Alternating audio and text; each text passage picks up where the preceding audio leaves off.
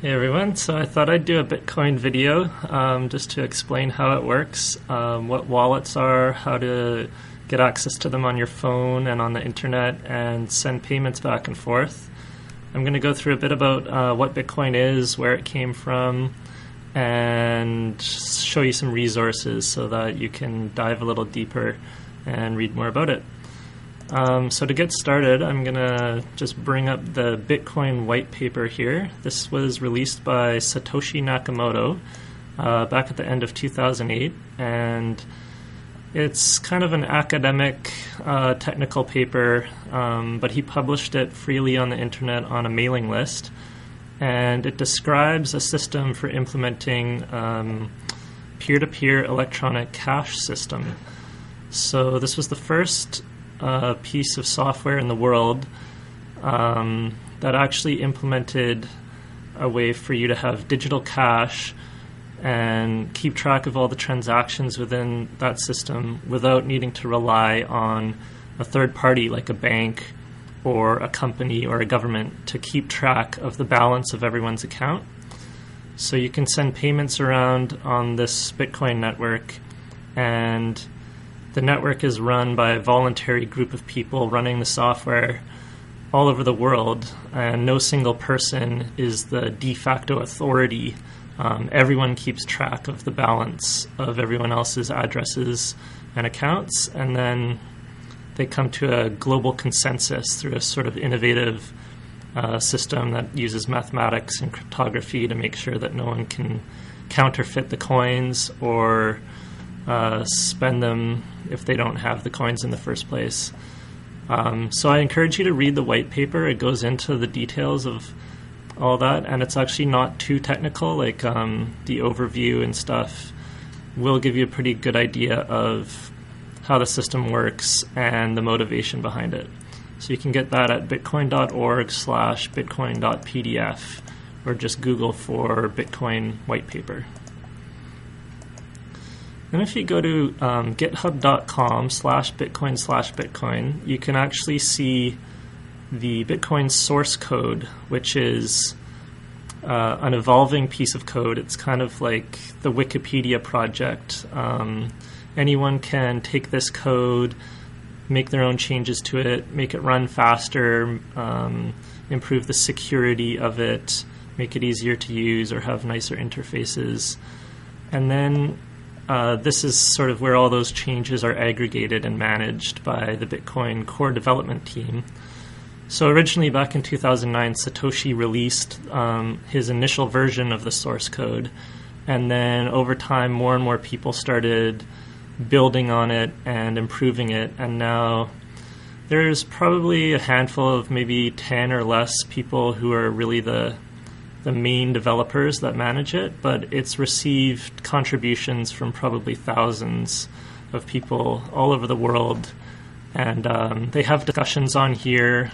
You can look at the issues. These are features or bugs that they're working on right now, and they have discussion through here and on their chat forums and mailing lists and things, and they're constantly working on making Bitcoin better, so you can sort of follow along with the development of it.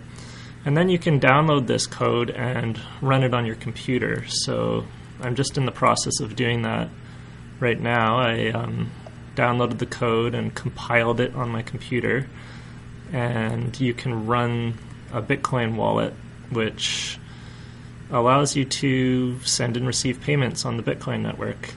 There's lots of different Bitcoin wallets. So the original one that Satoshi created is still, it's considered the reference implementation, but there's, just like with email, how you have different email clients like Gmail or Hotmail or Outlook or Thunderbird. With Bitcoin, you have different clients or wallets, and some of them are easier to use than others. They have web-based ones, which you can just go to a website and use, or there's ones that work on your phone, or there's ones that you download and install. So I might actually start by showing one that runs on your phone. I have this virtual Android phone running on my computer here, and I'm just going to go into the Play Store. So this would be where you could download apps from. And I'm going to search for Mycelium Bitcoin Wallet. So this is a wallet that runs on any Android phone, and there's quite a few other ones. Actually, the second one here, Bitcoin Wallet, is really good. The Blockchain Wallet's good. They're all pretty decent, but I'm just going to look at Mycelium today. So we'll install that. And what this is going to do is basically give me my own Bitcoin account that it's going to create on the fly here. It's asking me if I want to create a new wallet, so I'll say yes. And it's produced a Bitcoin address for me, which is this long string of numbers and characters. And there's also a graphical representation of that called a QR code. So this is just a pictorial view of this address over here. And the reason that that comes in handy is because other people can just scan that QR code with their phone rather than having to, say, copy and paste or type in this full address here. So it's just for convenience to be able to scan that. So I'm going to go ahead and do that now with my actual phone, which I have here. I've got the same Mycelium wallet running on here that's got a balance. Maybe I'll make that a little bigger. So you can see I've got $66 loaded on my phone right now. And I'm going to go ahead and scan the QR code that's on my screen right now and send a payment there of $1.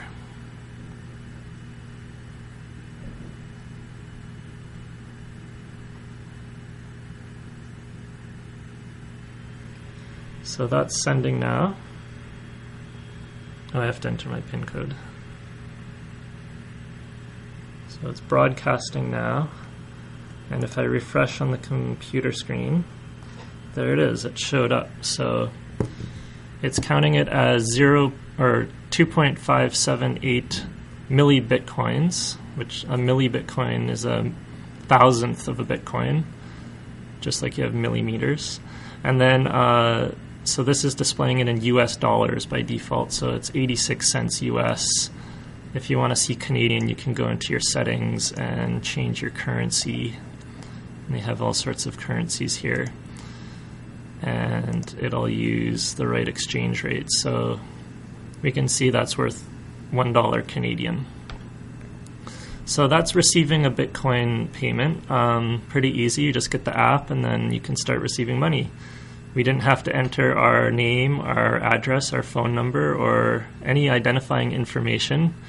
And we could have been anywhere in the world and received this payment. So what happened here? The Bitcoin network has seen the payment now. They've seen that transaction from $1 going from one address to another, and it's recorded it in the global Bitcoin blockchain. So let's take a look at that. If you want to check this out with me, you can go to blockchain.info, which is a website that gives you a view of the Bitcoin network and the blockchain in real time. So on the front page here, there's a list of the latest transactions on the network. You can see them flying by pretty quickly, and they're denominated in US dollars. So we can see someone just sent a payment for $3,451. These are all payments that are occurring right now as I'm talking, people sending money back and forth all over the world. You can click on any one of these transactions and get some more information about it, like the address that it was coming from and the address that it's going to, and a lot more technical information. The thing to realize, I guess, with this is that nowhere on here do we see anyone's name or email address identified with this transaction. So just like how I just downloaded that Bitcoin wallet on my virtual phone and received a payment, no one here has necessarily given up their identifying information. So these payments could be anonymous. Bitcoin's not really anonymous by default unless you take certain precautions to make sure that your IP address of your computer isn't revealed to the person that you're sending a transaction to. So if you sign up for an account and send a payment, if they're able to trace your internet connection that you used at the time and are able to figure out your identity that way, then you're not necessarily anonymous. But there are programs like the Tor program, torproject.org, and VPNs, like if you go to private internet access, you can sign up for this service, and it's just a way of keeping your IP address anonymous if you want to make sure that no one's going to figure out who you are online. So now I'm going to look at a Bitcoin paper wallet. So we saw sending a payment from a mobile phone to another mobile phone. But let's take a look at printing out a Bitcoin address onto a piece of paper and sending a payment there. So this site, bitcoinpaperwallet.com, lets you generate nicely designed Bitcoin wallets. You can pick from different themes. I'm going to choose a holiday Christmas theme because it's almost Christmas right now. And if you go to print that off, you can just print this out on a piece of paper, and it looks like that. It's got two components to it. So the Bitcoin address, which they just generated as soon as I came to this site, they generated on the fly, is listed on the left here. And the private key for that address, which the address is derived from, is on the right here. And this private key is what I need to be able to spend whatever funds are sent to the address on the left. So I'll explain that a little more in a second, but I'm just going to go ahead and bring my phone out again and send another $1 payment. So I'll bring up my camera, scan the public address on the left side of my screen there, and put in a $1 payment. Put in my PIN code. And okay, so that payment has been sent now. We can verify that by taking this address, going back to the blockchain.info homepage, and searching for the address in their search bar. So let's see what comes up. So here's the new address that I got from Bitcoin Paper Wallet. It starts with 1B2RZ blah blah blah. And here is the transaction history for that address. So you can see it just received a payment of 86 cents US, or $1 Canadian. I wonder if I can change that. Or whatever. So yeah, the final balance here is 0.00257 Bitcoins, or 2.57 millibitcoins.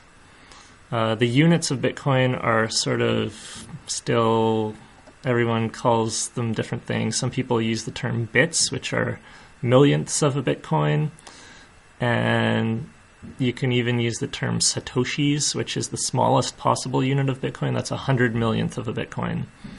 So the way it's denominated, you might see it differently across different wallets.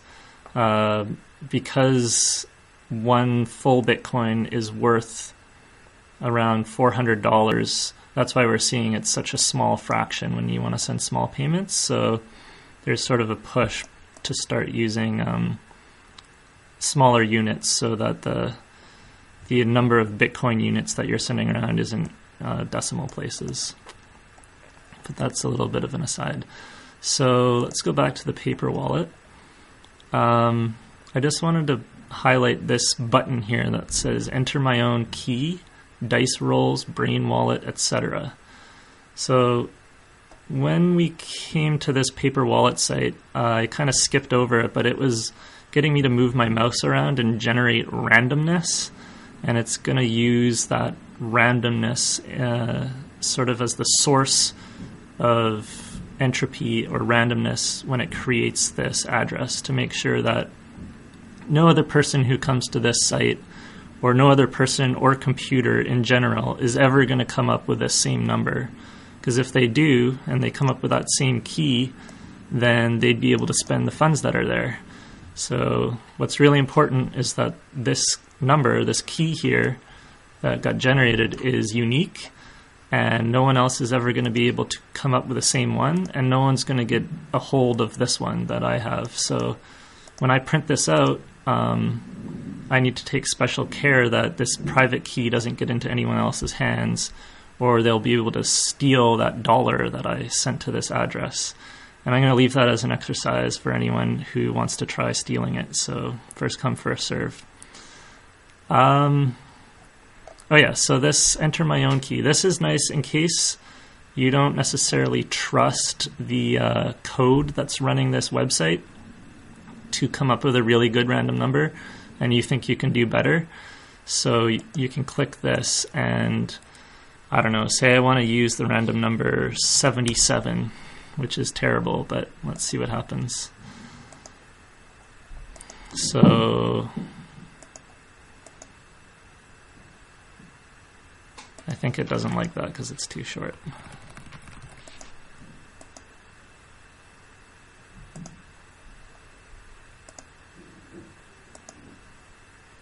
Okay, so maybe it's using it. But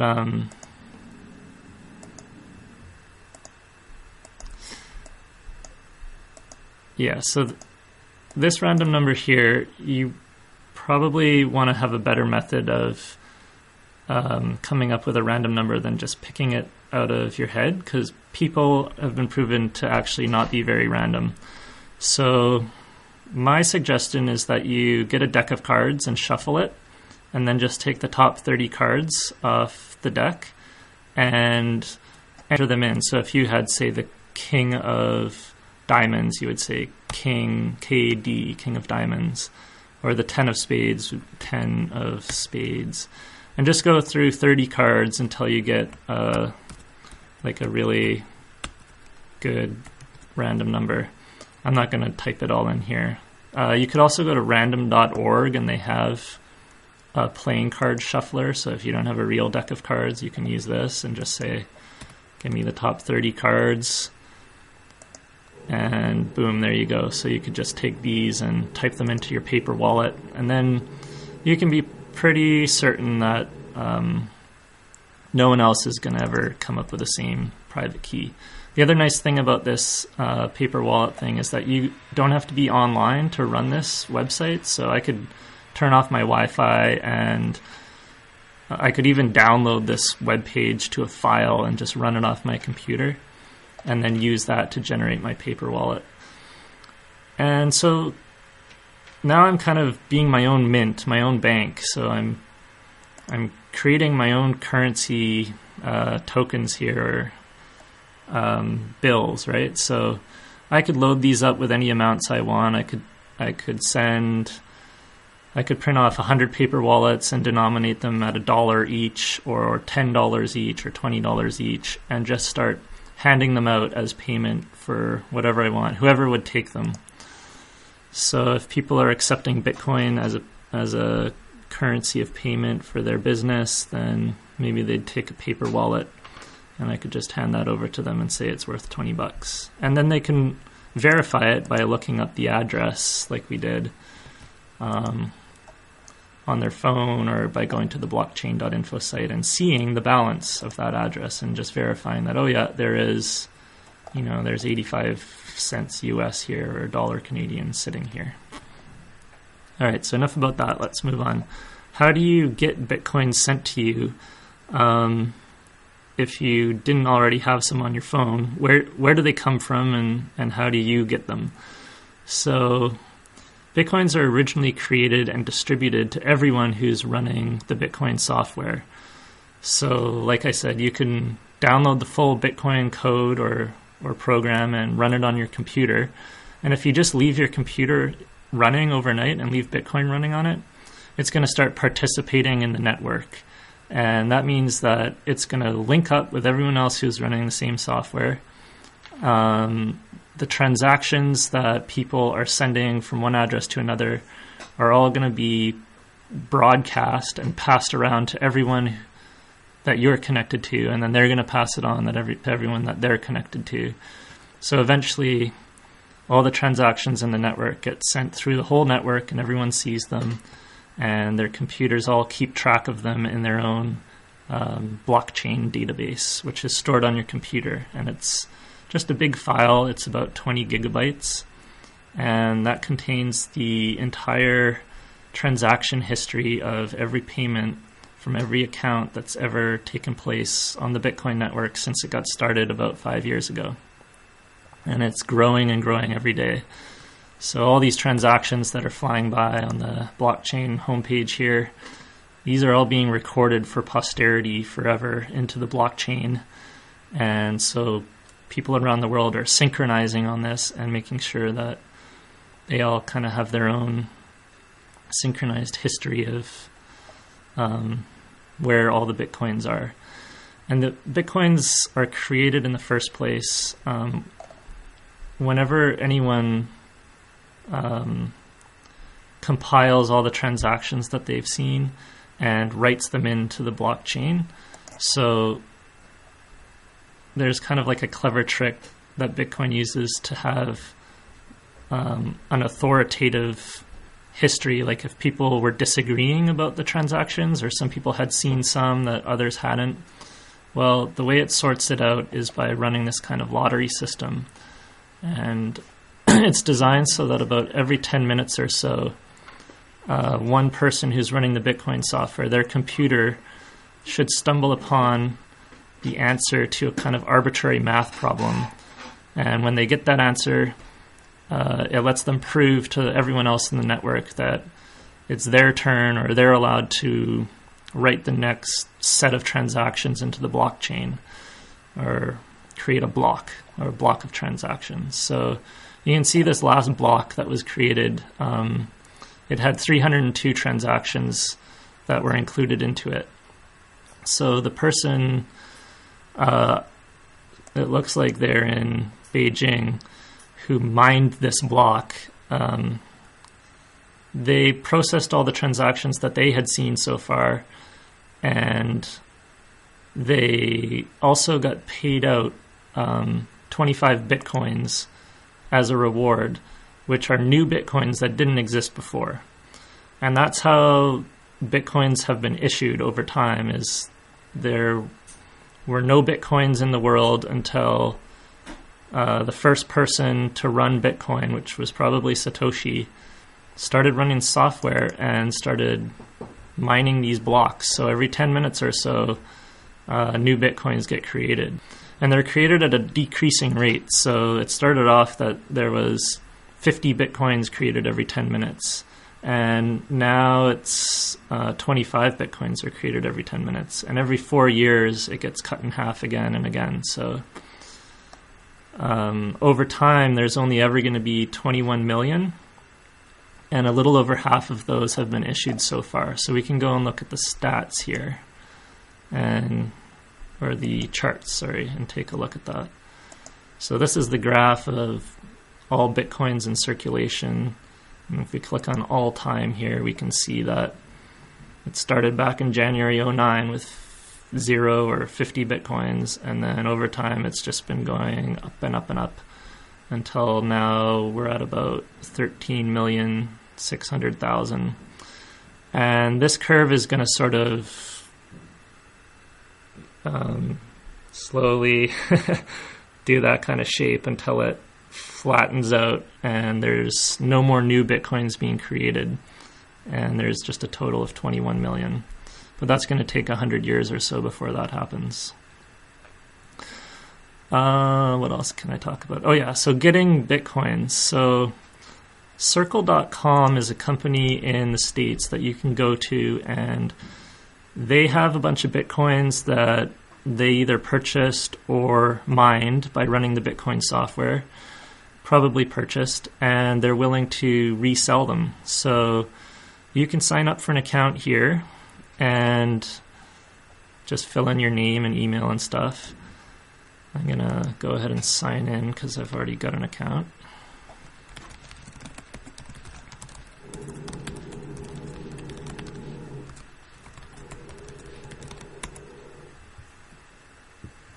Okay, and so what you can do here is you can link your Visa or MasterCard and buy Bitcoins with your credit card, which is really easy. This didn't used to exist before because too many people were scamming with fake credit cards or stolen credit cards, or they were reversing the charges and getting people to send them Bitcoins and then canceling the credit card payment. So these guys came around not too long ago and started allowing you to buy Bitcoins with credit cards. So that's kind of cool. You just go to add funds, you link your Visa or MasterCard, and then put in the amount that you want to purchase. So let's say $10 US.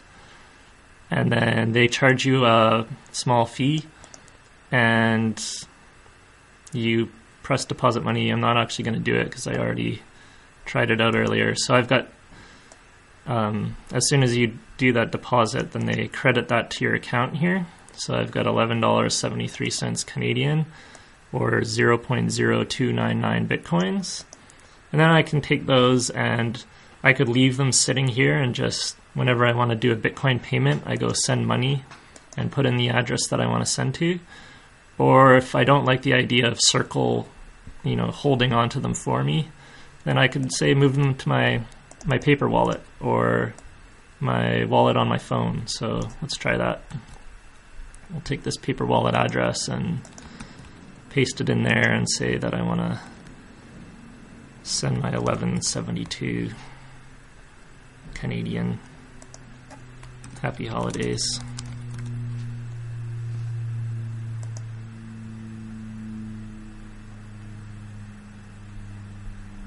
And it's going to send a code to my phone just to make sure that I'm me.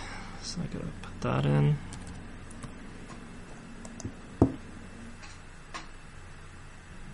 You sent cash. Okay, great. So now there's more money sitting at my Bitcoin paper wallet address. Let's go take a look at it.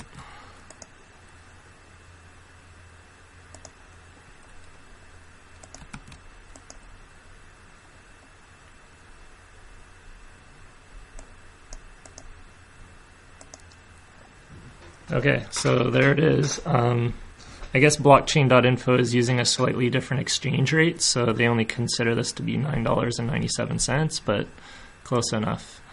So that's a really easy way to buy Bitcoins. Another way is to actually get an account directly on one of the online exchanges where people trade them. So this is probably what Circle does, is they have accounts at various exchanges, and when they need to reload Bitcoins that they've sold, they'll go to one of these markets and purchase them back. So you can get an account at these markets yourself. There's quite a few different ones. If you want to see a list, you can go to bitcoincharts.com, and this has a list of a lot of different Bitcoin exchanges or markets. And it'll tell you sort of the pricing, the last price that occurred, or the last trade that occurred on all of them. So that's kind of interesting to check out. I'm just going to look at this quadrigacx.com. These guys are out of Vancouver. I know them personally, and for Canadians, they have the cheapest, well, they don't charge you fees for depositing or withdrawing funds into your account with them. And that means that you can load up your account. Like I've got $16,000 sitting here, and once you've sent them some money, they credit it into your account with them online. You can go to your trading page here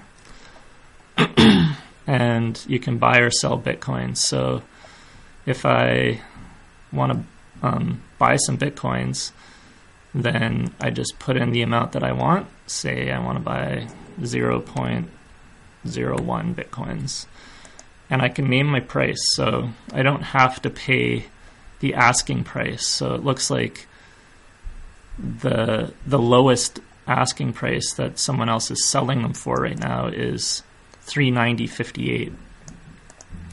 And they're only selling $13 worth at that price. After that, the next person is asking for $395.99 per coin, and they're selling this many coins, which is 247. So if I wanted to actually buy $16,000 worth of Bitcoins, I would have to eat up this entire order book, and I would probably single-handedly drive the price of Bitcoin from its last trading price of $389.99. By the time I'm done purchasing all my coins, it would probably be close to $400. So I could bump the price up by $10. Just gives you an idea of sort of the low volume of the Canadian Bitcoin market. But I don't know, why don't I just put in a 0.01, so I'm going to buy $3.90 worth from this guy, and I'll just meet his price. I could go for a lower price, and then my order would sit on the other side of the book, waiting for some seller to come along who's desperate to sell at my price. But if I want the coins right away, then I can just put in the asking price there. And boom, I don't know if you can see that down at the bottom, but I just bought 0.01 Bitcoin for $3.90 Canadian. And Quadriga takes, I think it's 0.5% fee out of every trade. So that's where they make their money. Yeah, so you can just go to this website and sign up for your own account here. And then to get money onto the exchange, you just send them an electronic funds transfer from your bank account. So to do that, you would just go to Fund Account, choose Electronic Funds Transfer, put in the amount that you want to transfer from your bank, like $5,000, say, put in your bank name and details, and then these guys will submit that request to your bank, and the money will get pulled out of your account. You need to verify your identity and stuff before you're allowed to do this. The other way is you could just go into their office, which is in Vancouver, downtown on Water Street, and just drop off cash with them, and then they'll credit that cash to your account here too. And I think they've got a few other methods you can use, like email Interac and stuff. It's the same process when you want to take money off the exchange. So say I wanted to sell Bitcoins, I could transfer Bitcoins from my paper wallet here by just sending them to Quadriga's address here. So they give me a payment address. I would transfer the funds from my paper wallet or from my phone or wherever else I'm keeping my Bitcoins. And then they would show up in my Bitcoin balance here. And I could execute... I could sell Bitcoins, so just like, it's just the opposite. You just put in how much you want to sell, you put in the price that you want to get for them, and then if you want to sell them right away, then you can pay the bid price, or you can name your own price and just wait until someone comes along who's willing to meet your price. And this is how like Bitcoin is priced in general. So when you hear about like what's the price of Bitcoin today, well, it's just whatever the last price that people paid on one of these online markets. And different sites and businesses will use different sources of pricing. So I might use the Quadriga price if I'm selling stuff, because that happens to be where I have an account and I know that I can actually get this price online. But let's look at some of the other markets. So this website, bitcoinwisdom.com, it lists several of the major global exchanges, and you can see the volume that's being done on some of them. The most volume is done in China and the United States. Bitstamp is a really big exchange that's run out of Europe, but it deals in US dollars. So this is probably the main Bitcoin exchange worldwide right now. And you can see the order book here and just kind of watch it in real time as people do trades and the price moves up and down. It charts it out for you, and you can look at different time scales and ranges and stuff and just kind of see like the trend or whatever that Bitcoin's doing. So if you look at a 1 week time scale, then that means each of these bars or increments here represents 1 week. And you can see sort of over a long term from, I guess that's August 2013 to now, this is what the Bitcoin price has been doing. It went way up at the end of last year, and then it's sort of been coming down a little all of 2014 to where it's sitting at about 334.04 US right now. So yeah, that's like, this is just people going to bitstamp.net rather than Quadriga CX and doing the same sort of trading where you get an account with them, you send them some US dollars or you send them some Bitcoins, and you trade it online. And you can go and look at their order book here under Trade View, or maybe not. Maybe it's on the home page here. Yeah, so live trades, you can see someone just sold 0.191 Bitcoins for 334.04. And these are the outstanding orders for buying and selling Bitcoins. So that's how Bitcoin markets work. There's different markets in every country. Canada has about 4 major Bitcoin exchanges, and they're all pretty good. Like they're professionally run, and they all have pretty competitive fees. I don't really have a preference of any one over the other, so I'll just go through. There's Vertex, which was the first one. CoinTrader.net. These guys are out of Vancouver too, and they're really solid guys. I've met them personally, and they've got a Bitcoin store in downtown Vancouver as well. And vaultofsatoshi.com is, I believe, out of Toronto or somewhere in Ontario. And you can shop around, like find out, just go and look at the order books of all of these exchanges. Look at their funding and withdrawal methods. Some of them use different banking transfer methods and stuff to be able to get money in and out of the exchange.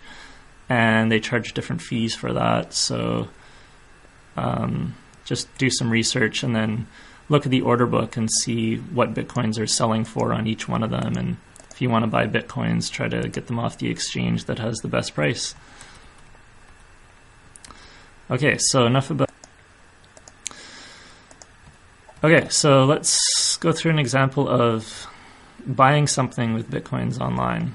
So this is my website, Karma Pharma, that Chelsea and I have been creating meals for people and then delivering them. So we make food and drive it out to our friends and charge them $10 a meal.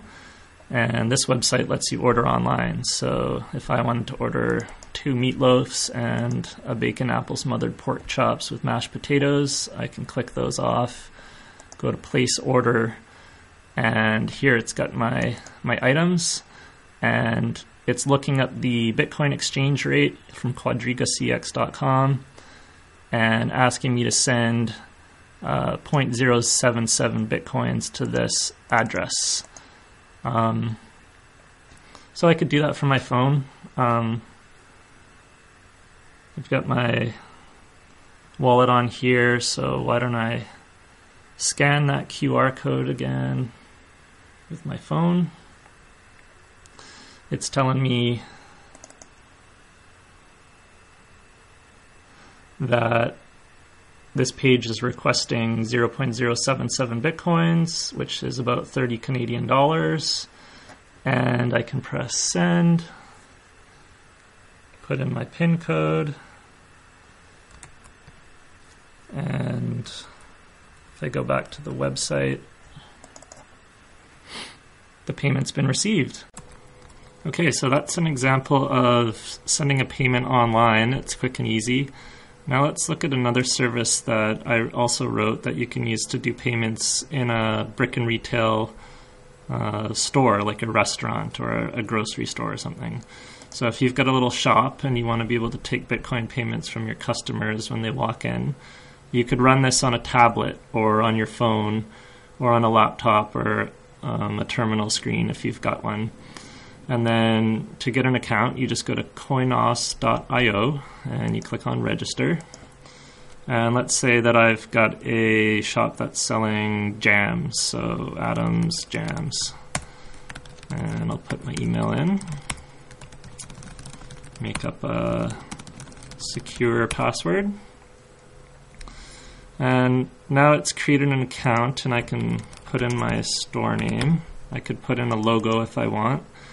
And it's generated a Bitcoin address or a Bitcoin key that I can use to receive payments, or I have the option of putting my own in. So if I wanted to use an address from my phone or my paper wallet, I could do that.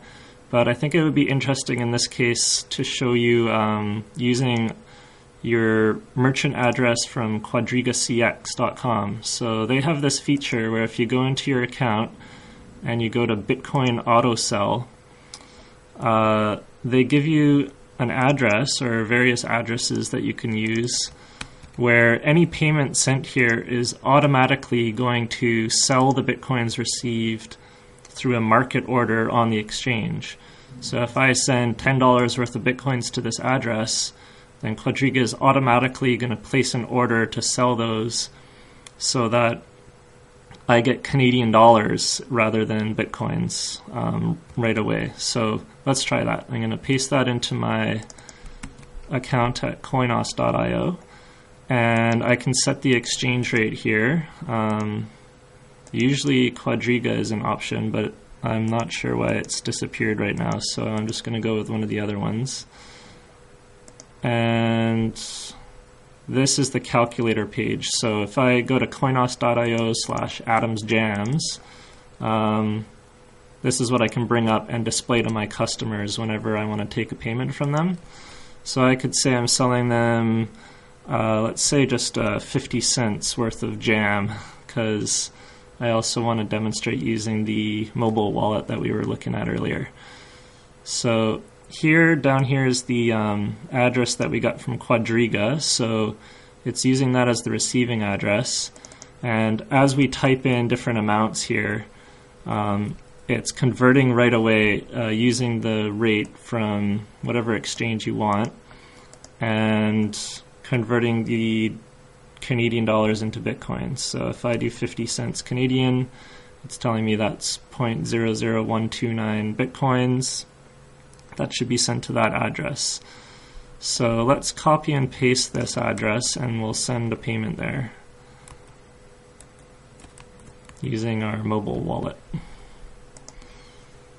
So here's our wallet. If you remember, we sent $1 there earlier, so that's still there.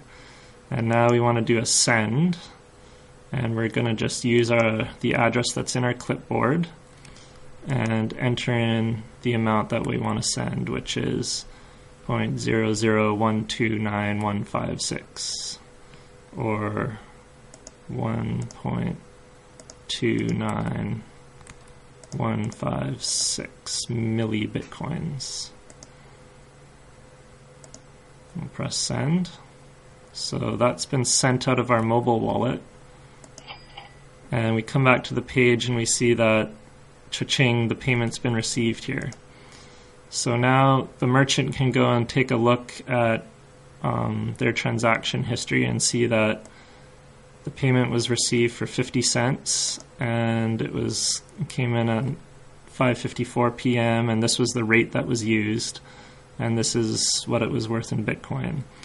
And now our account on Quadriga is automatically going to sell those coins on the market. So if we go and check out our account here, I didn't actually test this before doing the video, so let's see if it actually worked or not. Check out our dashboard. So, I'm not seeing a new trade. maybe what needs to happen is the Bitcoins need to be confirmed before they're going to execute the trade. So it might actually wait for a few minutes to make sure that they're received properly before it sells them. But it's a useful feature if you're afraid that the Bitcoin price is going to go up or down too much, and you just want to protect yourself from that volatile price just by taking Canadian dollars right away. So as long as you use an exchange rate and charge your customers at least the amount that you're going to be able to get on the online market, then you should be able to cover your costs and cash out right away. And then you could withdraw this money to your bank account as often as you like. All right, so let's go look at one more service here. This is changetip.com, and this integrates with your social media accounts like Twitter, YouTube, Google+, Facebook, Reddit, GitHub. You just link those all up with your account here, and then it allows you to send Bitcoins to any of those other accounts. So how it works is you would pick someone that you want to send some Bitcoins to, like I'm going to send it to Co-op Radio, which is a local radio station in Vancouver. And then I can enter my denomination here. So I can define my own amounts, like I said a loonie is worth $1 Canadian, and then this service will do the conversion into Bitcoins if I want to send that. I'm going to send them a toonie and see how that works. So their Twitter account now is going to go out and message the Co-op Radio's Twitter account and tell them that I'm sending them one toonie worth of Bitcoins, which is 5,000 bits, or I guess that's 5 millibits, and that's worth $2 Canadian. So let's send that. And then we can go to Twitter and check that out.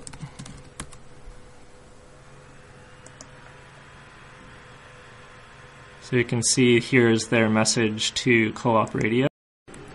So now Co-op Radio can go and collect that tip by clicking on the link they were sent, and ChangeTip will have debited my account, which I filled up with some Bitcoins earlier, and they're going to take my Bitcoins and have them sitting in a new account that they've just created for Co-op Radio to go and collect them. So when they log in, they'll be able to take those Bitcoins and they could tip them on to someone else that they appreciate, an artist or a musician or a writer, or they can withdraw those coins to their own address that they've created at whatever wallet they like, or they could use this tip anywhere URL. So I just want to show this too. It's a way for you to basically send Bitcoins to a URL that even if someone doesn't have a social media account, you can just give them this unique URL and they'll be able to collect the Bitcoins there by creating a ChangeTip account. So let's say we're going to put 1,000 bits at a URL. So we'll create the tip URL, and it generated this unique address at tip.me.